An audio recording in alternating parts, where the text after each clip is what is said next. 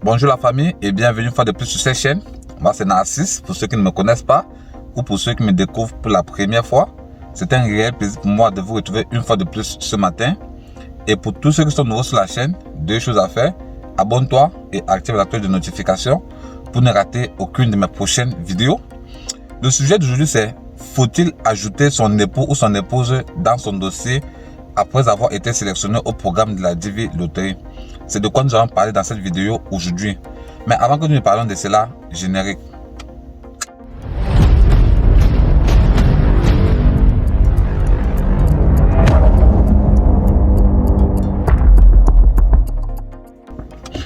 Bonjour la famille.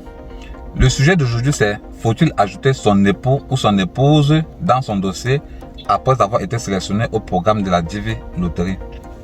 Eh bien, si lors de votre inscription au programme de la Divi Loterie, vous avez joué en tant que célibataire et que vous vivez en concubinage, c'est-à-dire vous êtes fiancé, le petit conseil que je peux vous donner c'est: mariez-vous avant la sortie des résultats. Je vous dis bien, mariez-vous avant la sortie des résultats. Et si vous vous mariez après la sortie des résultats et que vous ajoutez votre époux, même votre épouse dans votre dossier, le jour de votre interview, le consul doit penser que c'est un mariage arrangé. Je vous dis bien, dans la tête du consul là, il doit penser que c'est un mariage arrangé. Même si cela a juste coïncidé avec votre sélection. Lui, il ne sait pas si c'est une coïncidence. Il sait seulement dans sa tête, il va penser que c'est un mariage arrangé. Et je tiens aussi à préciser que dans l'histoire de la Divi Loterie, chacun a son cas. Je vous dis bien, chacun a son cas dans l'histoire de la Divi Loterie. Certains ont fait cela et ont obtenu leur visa.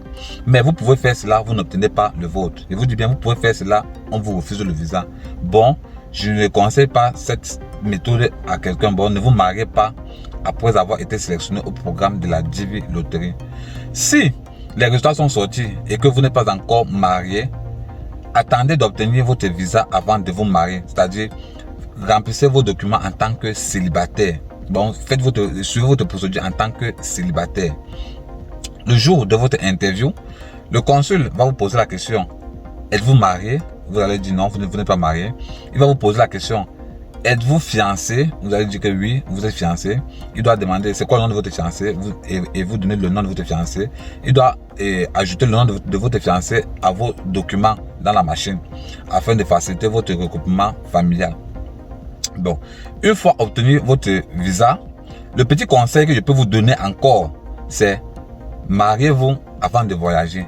Je vous dis bien, mariez-vous avant de voyager. Parce que si vous voyagez sans vous marier pour les États-Unis, arrivé aux États-Unis, vous ne pouvez pas faire facilement votre regroupement familial. Si oui, vous pouvez le faire une fois que vous avez la nationalité. Bon, vous pouvez faire le regroupement familial si vous n'êtes pas encore marié, seulement si vous avez la nationalité américaine.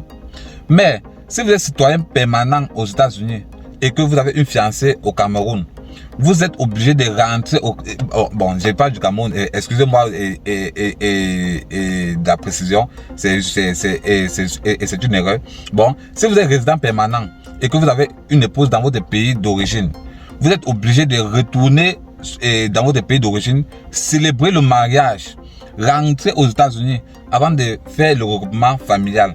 Par contre, si vous avez obtenu votre visa, vous avez célébré votre mariage après l'obtention de votre visa, cela permet que quoi?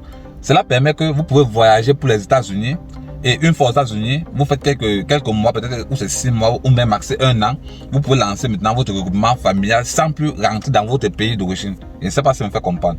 Bon, cela est un avantage pour vous. Bon, si les résultats sont sortis, vous n'êtes pas encore marié, vous êtes fiancé, vous n'êtes pas encore marié, attendez, vous obtenez votre visa. Une fois obtenu votre visa, célébrez votre mariage et voyagez pour les États-Unis. Une fois aux États-Unis, faites le regroupement familial pour votre époux ou même votre épouse qui va monter vous rejoindre. Bon, c'était tout pour cette petite vidéo qui était de vous préciser cela. Si cette vidéo vous a vraiment été utile, laissez juste les petits pouces bleus en signe d'encouragement. Et pour tous ceux qui sont nouveaux sur la chaîne, deux choses à faire: abonne-toi et active la cloche de notification pour ne rater aucune de mes prochaines vidéos. Sur ce, passez une excellente journée. À plus.